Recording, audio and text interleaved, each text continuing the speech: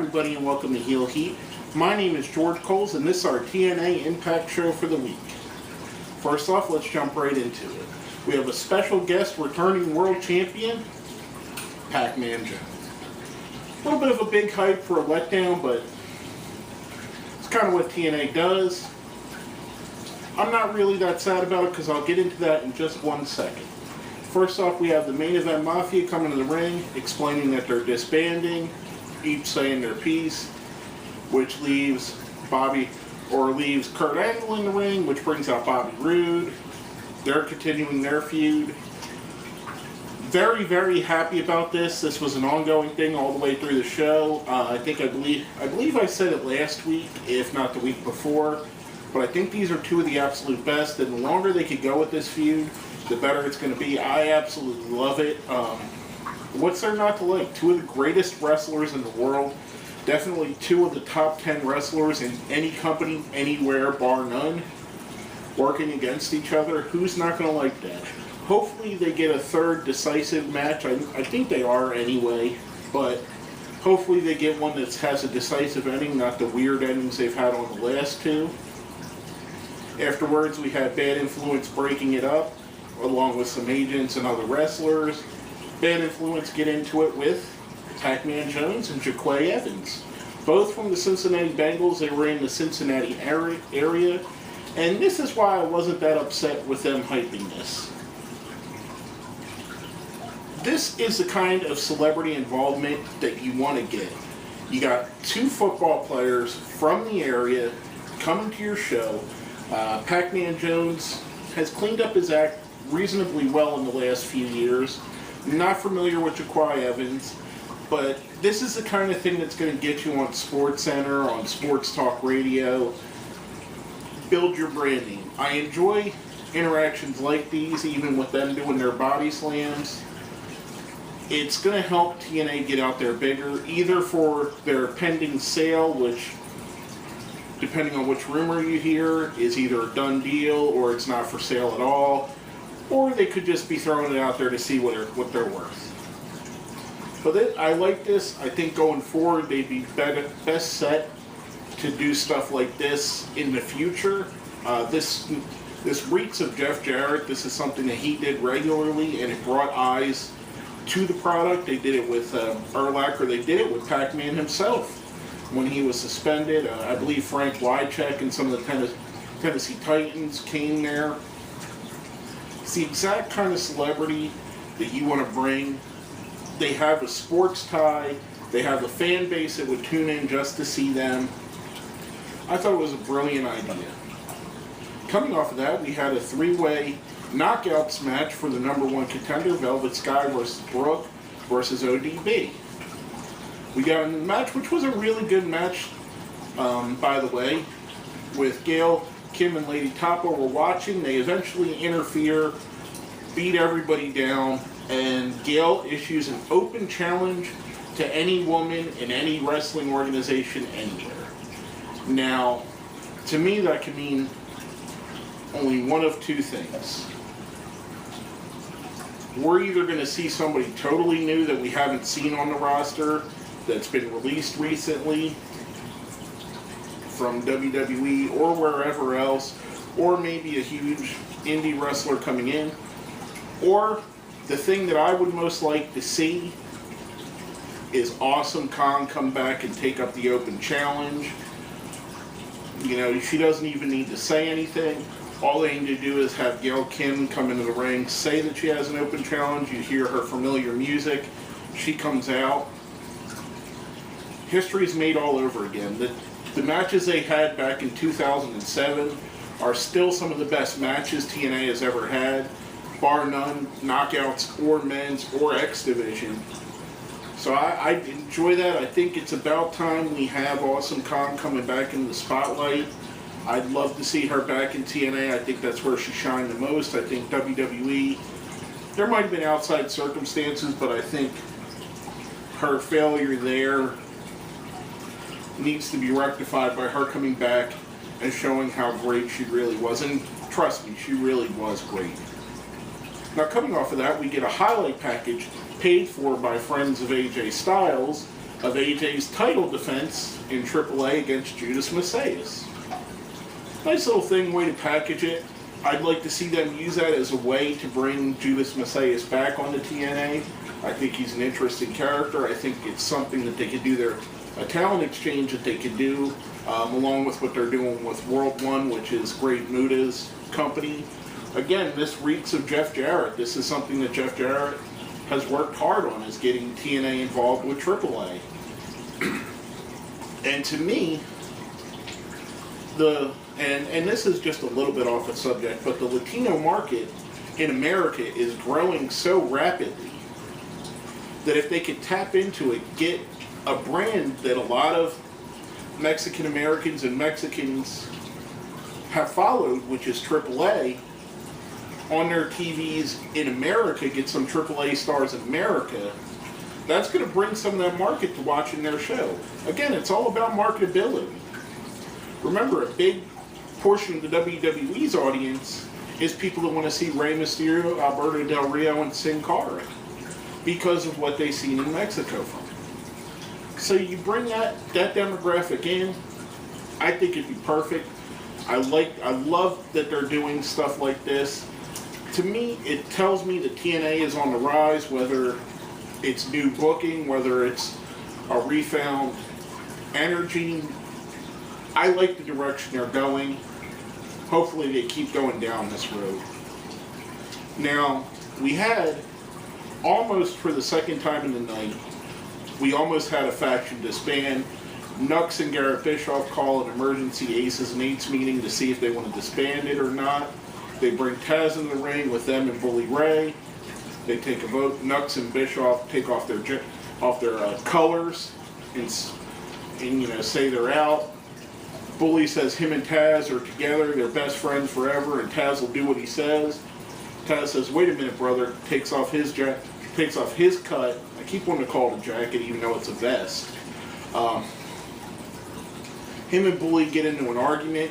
Really shows the strengths of Taz. It's really a shame that he cannot wrestle anymore, because Taz, even better than the announcer that Taz could be, Taz as an in-ring promo guy is absolutely one of the best in the business. I really enjoyed this. I really had a feeling that there might be something that happens between Taz and Bully. Alas, it was all a trap. They lured Ken Anderson in. Bully Ray says, "Anderson, you should know you're a Stone Cold Steve Austin fan." Was the first rule he always said. DTA, don't trust anybody. Which at that point, Nux and Bischoff attack him from the back. The Aces and Eights lay a whooping on him. Kind of to be expected at this point. He's going to take a couple beatings before he gets his comeuppance on Bully Ray. Now, we were speaking about good talkers with Bully and Taz. Now we're going to go into our question of the week from last week. Who is the worst talker in TNA? We got some answers from our friends. The first is from Metal Roller 45. The worst talker is a tie, Chavo West Briscoe. West can't act at all and can't show any emotions besides being a whiny complainer, and Chavo is just lame and awkward on the mic. I agree with both assessments. Our second one's from our friend Lord Bogglesworth. The worst talker in TNA has to be West Briscoe. Although he surely has potential as a talent, his mic skills are generic and dull. Example, when he was revealed to be a member of the Aces and Eights. We see a clear path leading to West Briscoe. I can't deny that he's one of the worst they have. His somewhat partner, Garrett Bischoff, is right up there as well. To be perfectly honest with you, and I know this might rattle some feathers, I think Chris Sabin's the worst talker they have. To me, he never, other than his run in the Motor City Machine Guns where he was a smartass basically, he never sells a match to me. And I think that's a problem. I think without working with Alex Shelley, he's been hard to buy as a viable commodity. Now, coming off of that, we're going to go into our question of the week for this week. Who has been the best celebrity that TNA has brought in over their 11-year run? Let us know what you think. They've had several. They've had the MMA guys recently, Pac-Man Jones a few times, Brian Urlacher, Tony Keith. All different kinds of celebrities have come in and out of TNA. Let us know who you think. Who you thought helped them the best, or who you just liked the best. Hit us up on our Facebook, hit us up on Twitter, put it down where? Down there in the comments. Now coming off of that, we go back to our in-ring matches, and we had EC3, Ethan Carter III, who was told by his mother, or his Aunt Dixie, that he got to pick his match tonight, and he picked Dewey Barnes, who was a guy we seen him wrestle a few weeks ago. Another squash match for him. Again, the guy reeks of potential talent. I think he's going to be a big star going forward. I think he's going to be a huge heel. My good friend Bob Delph, at Bob_Delph on Twitter, aka Bunkhouse Bob from the IWX show, said it the best, and I will continue to quote this, Bob, because you are 100% right, when he said that Ethan Carter III reminds him of Tully Blanchard. And I think it's a perfect assessment. Nail on the head, Bob. And I'm going to keep giving you credit because you were dead on with that. Now, coming from that match, we had Bad Influence versus Joseph Park and Eric Young. Bad Influence continuously, they were kind of trying to pull back the covers a little bit, saying, how come we never see Abyss and Joseph Park together? I think it's going to eventually lead to we find he has a split personality, which we have. It leads into a match in the ring. Bad Influence picks up the win when Christopher Daniels throws his apple team in the Park's face. Cheap win for Bad Influence. I think it gets them the heat back from the wins they gave to Park and Eric Young. Keeps them the heels that they are, which are great heels. I'd like to see them move more into the tag title division or the tag team division. I understand that the belts are on heels now, but I'd like to see them have a more serious opponent than Park and Eric Young. Just my opinion. Coming off that, we had Kurt Angle came to the ring, called out Bobby Roode, although Austin Aries came out. Aries talked about next week you're facing me. Don't worry about Roode, worry about me, because if you don't worry about me, you're going to lose. Which brought up Dixie, who named their stipulation for the match. I'm sorry, folks, but it escapes me what the stipulation was. It was something stupid. Oh, a submissions match, that's what it was. It's going to be another one of the ongoing matches for the tournament. After that, Bobby Roode comes, knocks down Aries, heads to the ring. Him and Angle go at it again, get separated again. Maybe they're going to turn this into a three-way feud, which I would really enjoy as well, adding Austin Aries to the mix. Maybe they just keep it Roode and Angle, which is still okay with me because I think they're great. But the whole thing with them going throughout the show, going back and forth, calling each other out, I thought was amazing. I liked it a lot.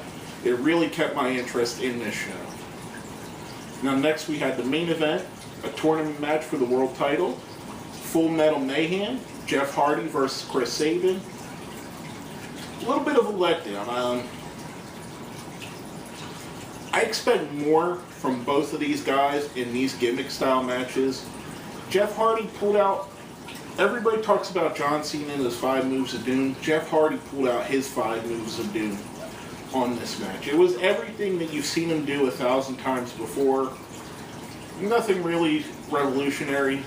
Chris Sabin, I don't know, and I hate to be so negative on the guy. I think he's an amazing in-ring talent. And I know I talked about him being a bad talker earlier, but this wasn't his best match. I don't know if it's a bad matchup for him or not. I just didn't think it came through great. Hardy picks up the win. Kind of obvious that he was going to. Anybody that with half a brain would tell you that Jeff Hardy should win that match. Which brings us into our ratings. Now, if you've seen the show, we have a 1 to 5 scale. 1 is the worst, 5 is the best. 1's a Jesse Goddard, 2's a Garrett Bischoff, 3's a James Storm, 4's a Christopher Daniels, 5's a Bobby Roode. I'm going to give this a 4, a Christopher Daniels. Plenty to enjoy on the show. Bad Influence, Park versus Joseph Park and Eric Young. Great match. I want them to go up against more serious competition now. Angle and Roode all the way through the night was amazing. I enjoyed every bit of that. The split of Main Event Mafia was very intelligent, and it had great meaning to it with the interview they did. The three-way knockouts match was good, even though the end was wonky. The Aces and Eights segment with Anderson was probably the best Aces and Eights segment in a year. EC3, Ethan Carter III, showing off again that he is a great talent going forward. A lot of stuff to like. Even the celebrity inclusions of Pac-Man Jones and Jaquai Evans. I thought it was a good show overall. A lot of stuff to like, very little not to like, which is why we're giving it a 4, Christopher Daniels. But basically, that's all I have to say about that. My name is George Coles, and this has been another episode of Heel Heat.